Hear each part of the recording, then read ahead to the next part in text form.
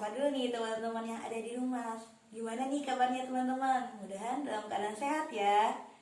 Oh ya, dalam kesempatan ini Munira akan membahas tema yang berjudul keutamaan dalam menuntut ilmu. Nah, untuk itu pada kesempatan ini saya akan lebih membahas lagi nih dengan narasumber yang luar biasa pastinya. Kita sambut aja narasumber kita yaitu Mbak Yana. Nah, kita udah kedatangan tamu yang luar biasa nih pastinya sebagai narasumber kita malam ini. Kita perkenalkan yaitu Kak Yana yang merupakan salah satu aktivis di Muhammadiyah Mataram. Kita langsung sapa aja ya. Assalamualaikum warahmatullahi wabarakatuh, Kak Yana. Waalaikumsalam warahmatullahi wabarakatuh. Gimana nih kabarnya? Alhamdulillah saya baik-baik saja. Bagaimana dengan Mbak Iranya sendiri? Apa kabar? Alhamdulillah baik juga, Kak Yana. Nah, untuk saat ini apa aja sih kesibukan Kak Yana? Kesibukan saya sekarang ini karena saya juga sebagai mahasiswa semester 6 ya, mau menuju semester 7 pasti banyak kesibukan, apalagi sekarang sedang di fase UAS gitu kan, banyak tugas, banyak segala macam yang harus dikerjakan, dan itu harus benar-benar dikerjakan dengan ikhlas supaya apa yang dikerjakan itu bernilai ibadah. Masya Allah banget gak sih teman-teman? Kayaknya ini bisa dijadikan salah satu contoh nih untuk lebih semangat lagi dalam menuntut ilmu. Nih Kak, kan tema kita itu keutamaan dalam menuntut ilmu nih Kak. Mungkin Kakak bisa jelasin apa aja sih keutamaan dalam menuntut ilmu? Tentang keutamaan menuntut ilmu, ada beberapa yang mungkin bisa kita ambil hikmahnya. Yang pertama itu dimudahkan kita untuk menuju surga. Kenapa seperti itu? Karena ilmu itu sangat penting untuk kehidupan kita sehari-hari, dari dunia ataupun di akhirat kelak, karena memang ilmu itu penting buat kehidupan kita gitu. Katakan dalam hadis, barang siapa yang keluar dari rumahnya untuk menuntut ilmu, maka Allah akan mudahkan jalannya menuju surga. Yang kedua ada di sini tentang Allah meninggikan derajat bagi orang-orang yang menuntut ilmu. Kenapa seperti itu? Karena setiap orang yang berilmu itu pasti memiliki nilai lebih, terutama di dunia saja kita memiliki nilai lebih jika kita mempunyai ilmu, apalagi nanti ketika kita di akhirat kelak, maka ada pembeda di antara kita yang memiliki ilmu dan tidak memiliki ilmu.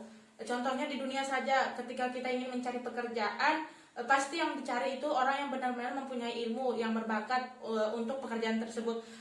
Kalau dibandingkan dengan orang yang tidak memiliki ilmu, tidak punya bakat dengan bidangnya, maka sebuah perusahaan tidak akan menerima orang yang tidak memiliki ilmu. Yang ketiga ada dicintai Rasulullah. Di sini siapa sih yang tidak ingin dicintai oleh Rasulullah SAW? Selanjutnya ada dimintakan ampun seisi langit dan bumi. Bagaimana ketika kita seorang hamba gitu kan, pastilah yang namanya dosa kan kita nggak tahu, hanya Allah yang tahu. Tetapi ketika kita berniat menuntut ilmu karena Allah, pasti Allah akan memberi jalan dan memberikan ampunan kepada kita. Apalagi ini seisi langit dan seisi bumi memintakan ampun kepada kita untuk selalu mengejar ilmu gitu. Yang ada pun yang terakhir, di mana bahagia dunia akhirat. Hatta itu di dunia ataupun di akhirat, memang si ilmu itu sangat penting, karena kan seperti yang saya jelaskan tadi, orang yang berilmu di dunia saja itu mendapatkan kenikmatan ataupun keutamaan tersendiri bagi dirinya gitu. Apalagi di akhirat nanti, di dunia saja kita mendapatkan nilai plus, apalagi di akhirat. Itu merupakan sebagian kecil dari keutamaan menuntut ilmu, tapi semoga apapun keutamaan itu bisa terrealisir di dalam diri kita sebagai penuntut ilmu. Amin amin ya robbal alamin. Wah, Masya Allah sekali nih, bahasanya makin seru bukan? Nah gini Kak, tapi kalau Munira ingin tahu nih, sebenarnya sejak kapan sih dan sampai kapan kita harus menuntut ilmu itu? Kalau ditanya sejak kapan dan sampai kapan, sejak kapan pastilah yang ketika kita di dalam kandungan ibu kita, pasti kita sudah diberi pemahaman seperti dengarkan murotal ataupun cerita-cerita tentang yang bisa menangkap otak kita, itu bisa menangkap gitu. Apalagi sentuhan ataupun kalau dipikir dengan nalar ya, mungkin orang berbicara di luar kita, di dalam mungkin kita nggak bakalan gimana sih caranya gitu, tapi itulah mujizat dari Allah ya, mujizat dari Allah yang memberikan kita pemahaman dari kita di dalam kandungan saja kita sudah diberi pemahaman sampai di akhir hayat kita ketika kita sudah tidak bernafas atau apa, di situ emang benar-benar menuntut ilmu itu sangat penting kita lakukan untuk mencari keridhaan Allah dan mencari pengalaman hidup di dunia ini. Wah, Masya Allah, berarti menuntut ilmu itu memang dari dari perut Kandungan. hingga menuju ke liang lahat ya Kak. Wah, luar biasa banget. Tapi Kak, Munira pernah dengar nih bahwa sebelum kita menuntut ilmu gitu, ada hal sesuatu yang harus kita pelajari lebih dahulu, yaitu adab. Nah, pertanyaan Munira nih, kenapa sih adab ini sangat penting dalam menuntut ilmu? Tadi dikatakan kenapa adab lebih diutamakan daripada berilmu, yang dimana pepatah ada pernah mengatakan orang yang beradab sudah pasti yang orang berilmu, dan orang yang berilmu belum pasti orang beradab. Adab itu sangat penting karena adab ya gimana tata krama kita terhadap orang lain, dan juga ada kisah kan iblis pun dia cerdas, dia mengetahui seluruh ilmu, tetapi di sini kesalahan dia tidak kekurangan dari iblis itu sendiri karena dia tidak punya adab. Untuk itu dia dikeluarkan dari surga. Begitupun juga dengan kita, meskipun kita memiliki ilmu tapi tidak mempunyai adab, tidak tahu tata krama terhadap orang-orang di sekitar kita seperti terhadap orang tua, sama saja itu kayak tong kosong nyaring bunyinya. Jadinya adab itu sangat penting untuk kita sebagai pondasi bagaimana kita seorang muslim untuk lebih menghargai orang-orang di sekitar kita. Oh, Masya Allah sekali. Berarti gini ya Kak, bahwa adab itu suatu hal yang sangat ditinggikan setelah ilmu. Karena ilmu tanpa adab itu merupakan sesuatu hal yang kayak kurang gitu ya. Kayak sayur tanpa garam. Masya Allah. Berarti istilahnya adab ini adalah perilaku yang jika kita berilmu nih, tapi kita nggak punya adab, itu akan ada simbol kesombongan ya dalam diri kita. Masya Allah. Kalau berarti Kak, di sini pertanyaan saya, sebenarnya apa aja sih adab-adab dalam berilmu? Kalau untuk adab-adab dalam menuntut ilmu, yang pertama itu pasti niat kan. Innamal a'malu binniyat, apapun yang kita lakukan pasti sesuai niat. Niat belajar itu, menuntut ilmu itu karena Allah Ta'ala, karena emang sesuatu itu ya sesuatu yang kita lakukan itu harus diniatkan karena Allah, biar lelah ketika menuntut ilmu itu bernilai pahala. Terus yang kedua bersungguh-sungguh. Yang kedua itu sebelum belajar ataupun menuntut ilmu, jangan lupa selalu berdoa agar ilmu yang diberikan oleh guru kita kepada kita bisa masuk, bisa terrealisasikan dalam kehidupan kita sehari-hari. Yang ketiga bersungguh-sungguh dalam menuntut ilmu. Kalau kita main-main dalam menuntut ilmu, pastilah ilmu bakalan mental seperti bola kan. Jadinya nggak bakalan masuk gitu, akan ditolak oleh otak kita. Karena memang ya namanya ilmu ya itu sesuatu yang mahal, sangat mahal didapatkan. Jadi ketika kita punya kesempatan untuk menimba ilmu, maka gunakan kesempatan itu dengan baik-baiknya. Yang keempat, jauhi maksiat, karena cahaya ilmu itu tidak akan masuk kepada orang-orang yang bermaksiat. Ibarat kata sebuah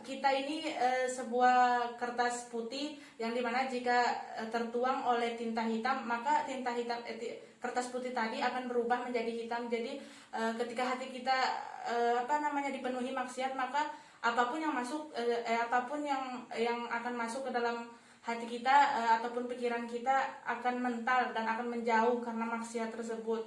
Yang kelima, jangan berlaku sombong. Itu yang paling penting, karena banyak ya orang berilmu tetapi dia sombong dengan ilmu yang dia dapatkan. Jadi itu sama halnya kayak ibarat kata dia tuh membanggakan dirinya, padahal ilmu itu datangnya dari Allah kan, untuk kita syiarkan, untuk kita bagi kepada teman-teman kita, untuk selalu kayak memberikan inspirasi kepada orang lain dengan ilmu kita, bukan berarti menjadikan diri kita itu tinggi karena kita mempunyai ilmu.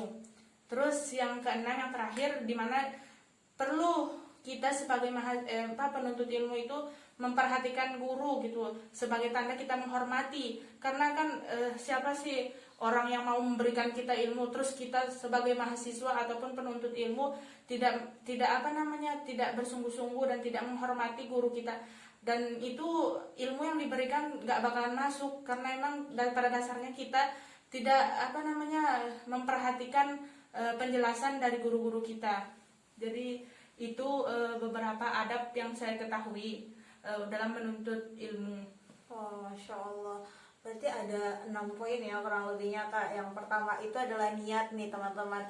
Dalam menuntut ilmu itu kita harus mengutamakan niat. Kenapa? Karena segala sesuatu itu tergantung pada niatnya ya kan Kak. Terus yang kedua itu selalu berdoa kepada Allah Subhanahu Wa Taala agar diberikan ilmu yang luas. Terus yang ketiga itu yang saya dapatkan, kita itu harus bersungguh-sungguh dalam menuntut ilmu. Dan yang keempat itu kita harus menjauhi, dalam menuntut ilmu itu kita harus menjauhi yang namanya maksiat. Terus yang kelima itu jangan sombong dalam menuntut ilmu. Dan yang terakhir itu, poin terakhir itu adalah kita harus menghormati dan memperhatikan guru saat proses belajar mengajar. Wah, luar biasa banget kan teman-teman materi kita pada hari ini. Mungkin untuk sementara kita break dulu ya Kak. Tetap di Berkah Islami. Sambut hari dengan yang bikin semangat. Indomie goreng aja dulu. Bahannya asli, berkualitas.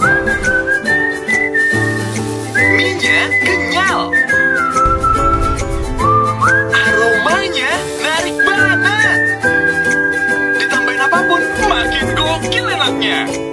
Sepiring Indomie goreng buat siapapun, bikin hari semangat. Halo Ger, ada Putri. Halo Nenek. Lucu banget cucu nenek. Oh iya Ger, ibu kirim barang tuh. Tapi jangan lupa jaga jarak. Iya Bu. Paket. Dadah Putri. Dadah Nenek. Paketnya taruh di atas pagar aja ya Pak. Halo Ger. Halo Bu. Loh, kamu mau kemana? Aku mau pergi belanja ke minimarket Bu. Ingat pakai masker. Iya Bu, iya. Nah, gitu. Halo Ger, lagi apa? Aku lagi meeting Bu, nanti aku telepon balik ya. Loh, kamu kok di kantor? Aku di rumah kok Bu, kan WFH Bu. Udah waktunya makan siang loh. Tapi ingat pesan ibu, jangan lupa cuci tangan. I love you Ger. Cie, ayo dong Ger, bilang I love you. Iya, I love you tuh Bu. Dah.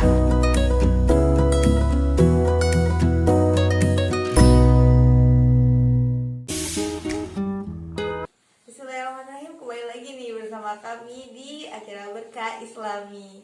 Wah, dari tadi udah seru banget kan pembahasan kita tentang keutamaan menuntut ilmu. Nah Kak, di sini yang ingin Munirah tanyakan itu bagaimana nih pendapat Kakak tentang seorang yang menuntut ilmu tetapi tidak mengamalkan ilmu tersebut?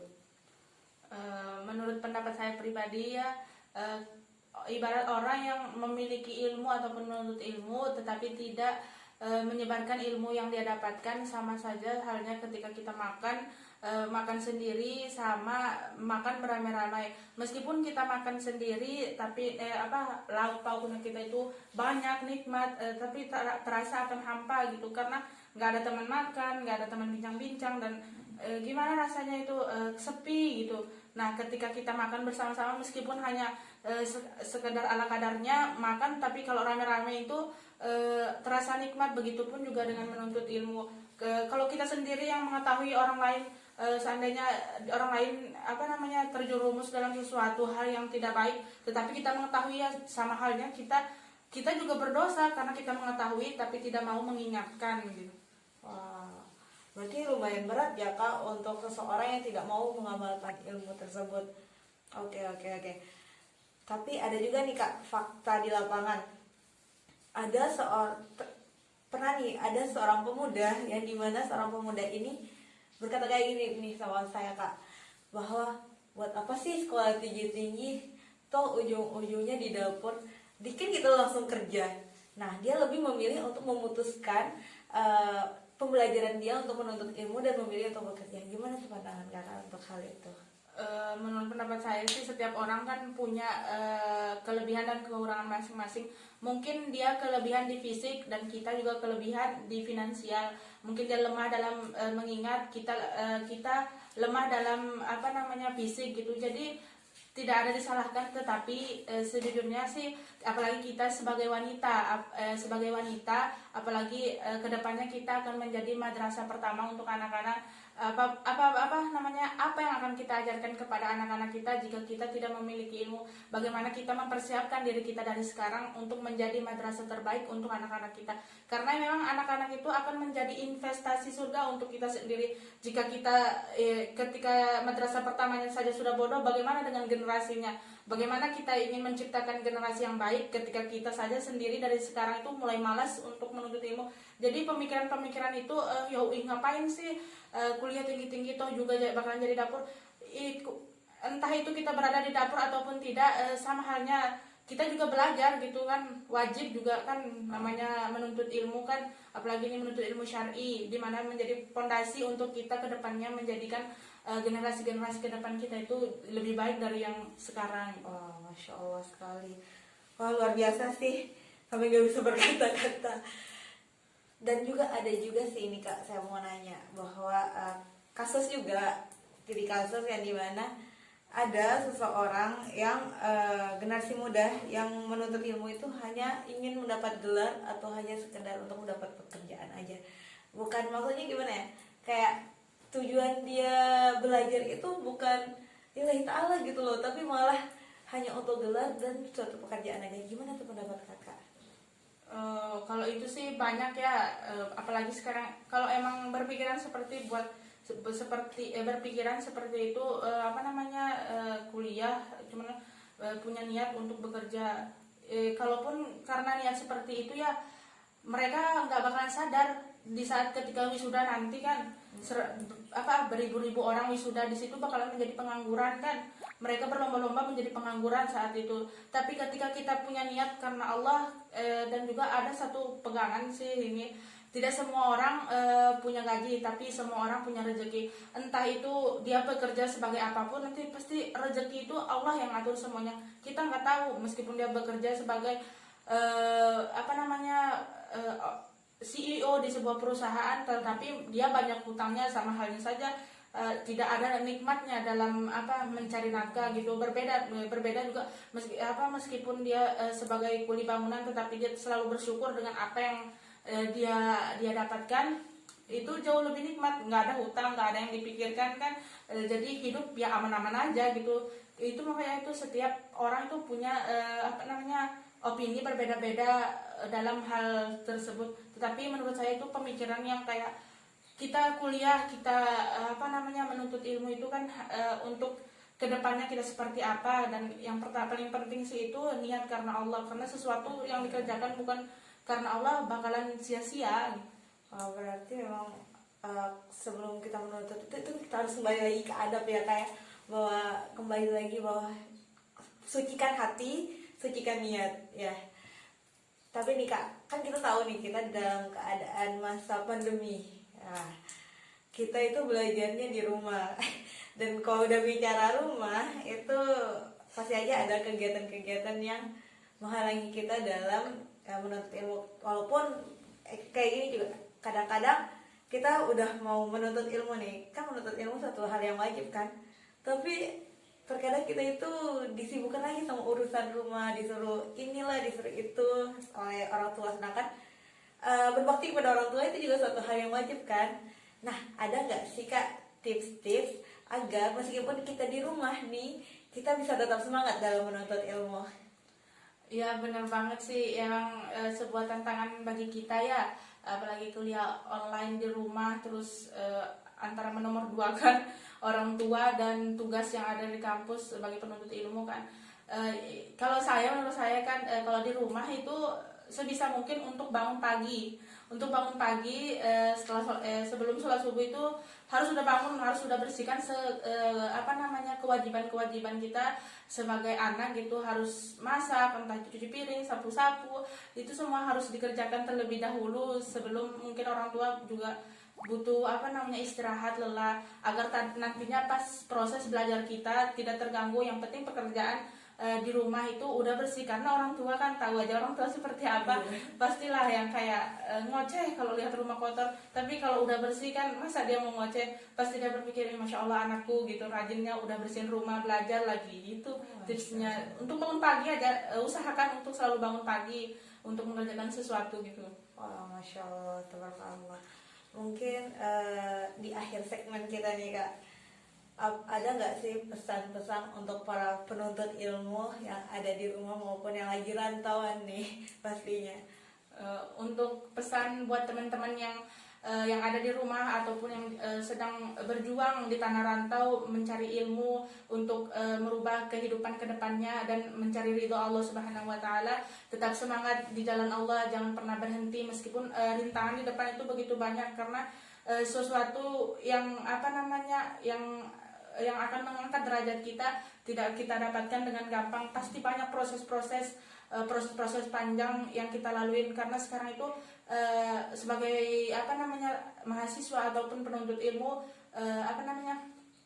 tetaplah berproses, karena memang itu sesuatu itu pasti nikmatnya itu berproses. Jangan pernah banyak mengeluh, karena itu sebuah tantangan untuk kita. Jadikan itu tantangan buat kita untuk semangat dalam belajar ataupun mencari ilmu, karena juga harus ingat orang tua di rumah, apalagi anak rantau.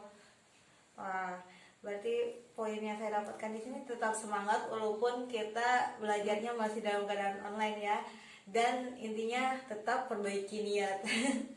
Ya mungkin segini aja kebersamaan kita sama Kak Yana. Mungkin di lain waktu kita bisa saling sharing lagi ya Kak Yana, dan kita mengundurkan diri tetap di kembali lagi ke Berkah Islami pastinya nanti. Assalamualaikum warahmatullahi wabarakatuh.